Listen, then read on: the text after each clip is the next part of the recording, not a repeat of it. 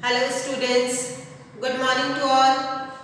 So today I am here again with new chapter number 9, The Cherry Tree. This is written by Ruskin Bond. जानते हो आप लोग Ruskin bond को? Ruskin bond is an Indian writer. Name से तो नहीं लगता ना, but he is an Indian writer who has contributed largely to children's literature. इन्होंने बहुत सारी स्टोरीज जो हैं बच्चों के लिए, पोएम्स, स्टोरीज जो है इन्होंने लिखी हैं. He has written over 500 short stories and novels. He received the Sanidhya Academy Award in 1993, the Padma Shri in 1999 and the Padma Bhushan in 1994. इतने सारे अवार्ड्स मिले हैं इनको.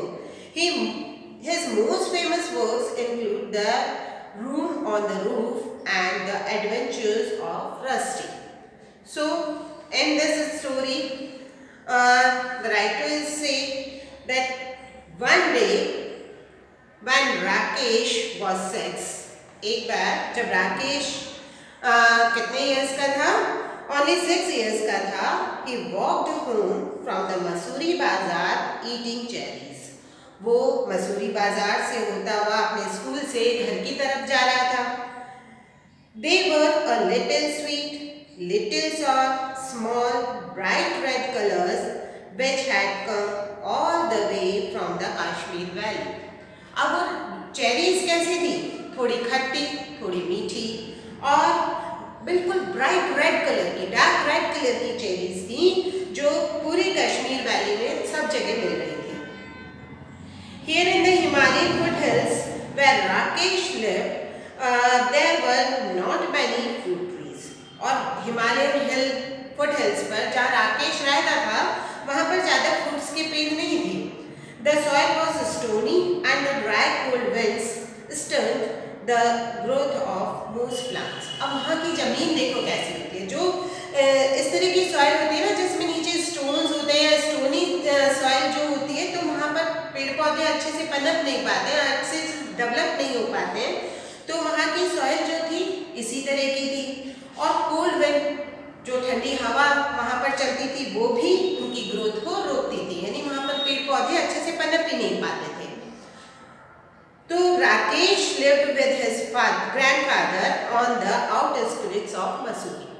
राकेश जो है अपने ग्रैंडफादर के साथ रहता था वहाँ पर मसूरी के आउटर साइड पर, just where the forest began, ऐसी जगह पर जहाँ से फॉरेस्ट जो है स्टार्ट होता था. His father and mother lived in a small village. उसके फादर और मदर वो उसके साथ नहीं रहते थे, वो एक छोटे से विलेज में रहते थे 50 miles away, जो कि वहाँ से कितना दूर था? 50 miles. There were no schools in the village. क्योंकि उनके गांव में कोई स्कूल नहीं था. The Rakesh parents were keen that he should go to school. लेकिन राकेश के पेरेंट्स को तो ये था कि वो स्कूल जाए, वो अपनी स्टडीज करे. तो वो ये चाहते थे कि उनका बच्चा जो है वो स्कूल जाए.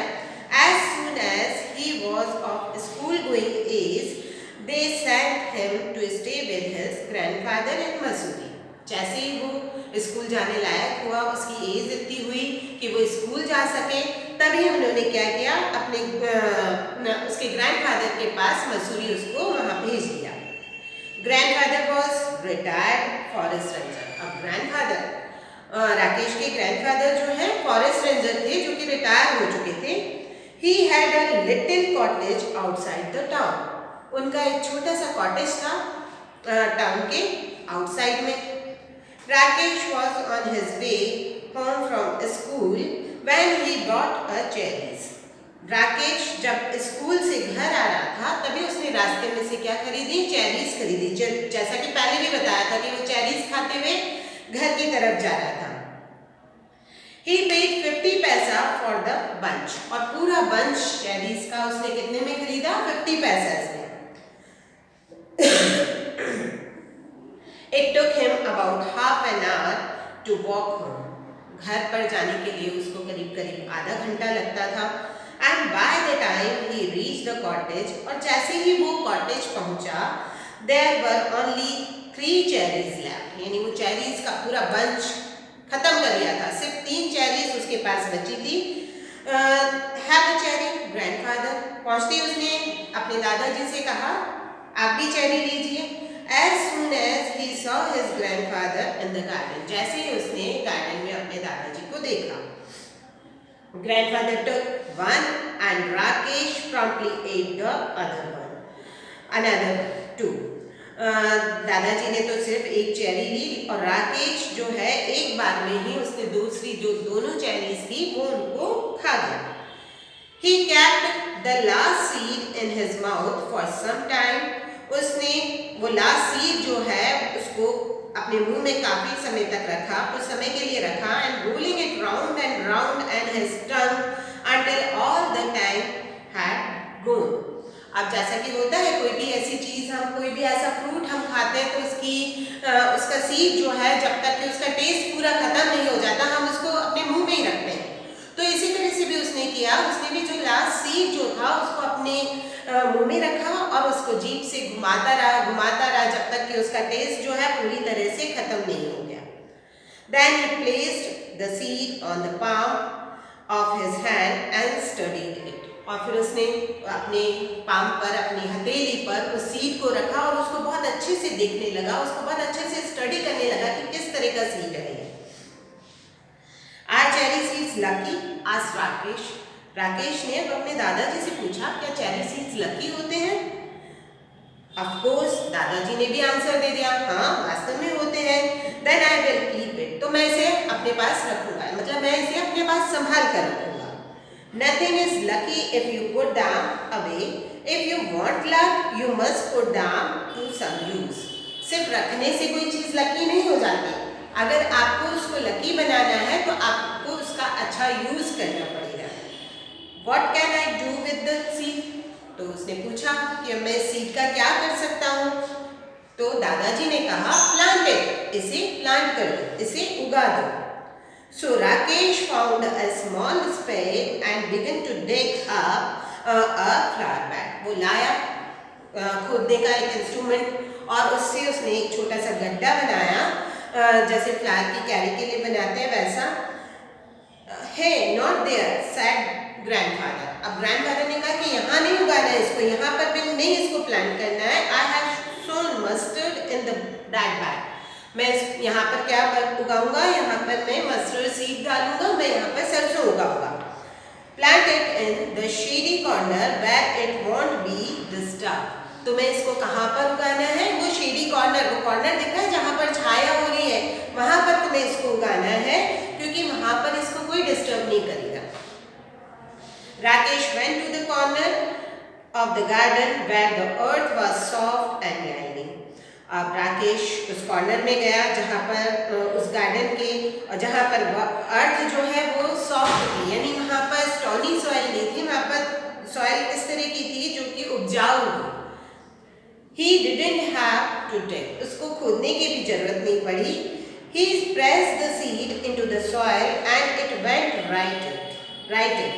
जैसे ही उसने सीड को प्रेस किया सॉइल में, वो अंदर चली गई। Then he had his lunch and ran off to play cricket with his friends. और उसके बाद ये करने के बाद वो अपने लंच के लिए गया, उसने अपना लंच किया और उसके बाद वो खेलने के लिए भागता हुआ अपने फ्रेंड्स के साथ क्रिकेट के लिए चला गया। And forgot all about the cherry seed. और उसके बाद उस चेरी सीड को वो भूल गया, उसके बारे में वो भूल गया। When it was winter in the hills, एक बार जब सर्दियाँ आ गई, a cold wind blew down from the snows and the wind blew in the deodar trees and the garden was dry and bare. अब जब सर्दियाँ आ गई, हवा बहुत तेज चल रही थी वहाँ पर देवदार के पेड़ से, और गार्डन जो है वो बहुत ज़्यादा ड्राई हो गया था उस ठंडी हवा से। और वहाँ मतलब कि बेयर से सेंस है यहाँ पर कि विदाउट एनी प्लांट और ट्रीज, कि बिल्कुल कोई प्लांट और कोई ट्रीज वहाँ पर नजर नहीं आ रहे थे।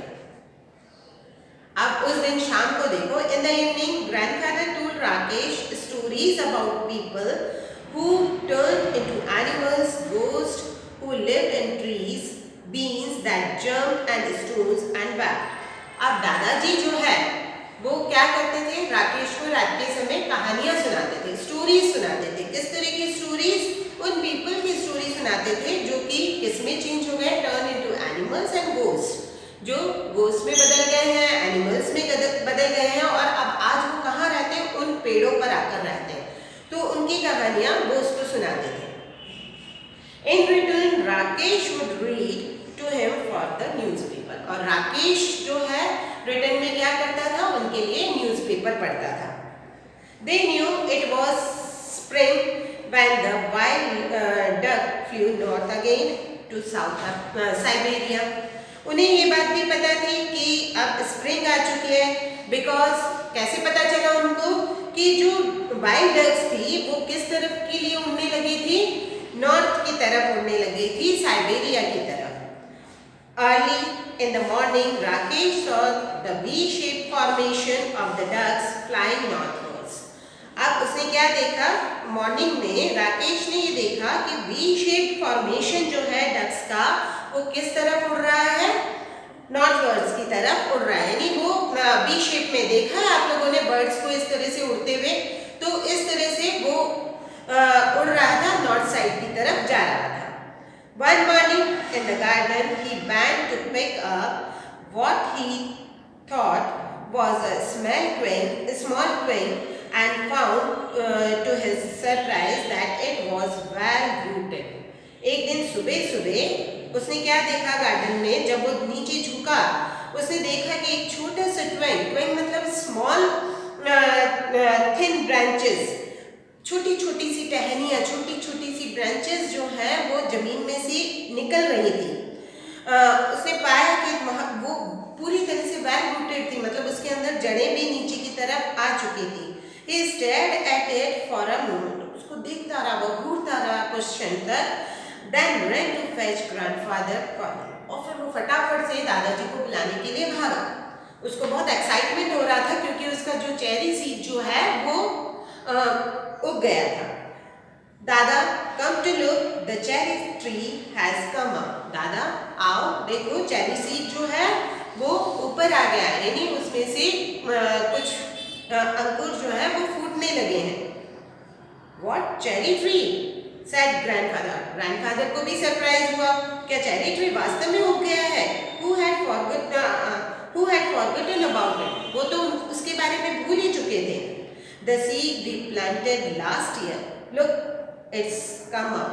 जो हमने पिछले साल उगाया था, उसने याद दिलाया दादाजी को, जो पिछले साल हमने सीड बोया था आज वो उग गया है, चलो आओ मेरे साथ में। Grandfather bent almost double and peered down at the tiny tree. दादाजी ऑलमोस्ट बैंड होकर उसको देखा, उन्होंने बहुत ध्यान से झुककर उसको देखा और उन्होंने देखा कि वो छोटा सा पेड़ जो है वहाँ पर उग आया था। It was about 4 inches high. वो कितना बड़ा हो गया था, लगभग 4 inches हाई हो गया था। सो आगे की स्टोरी हम पढ़ेंगे नेक्स्ट पार्ट में। कंटिन्यू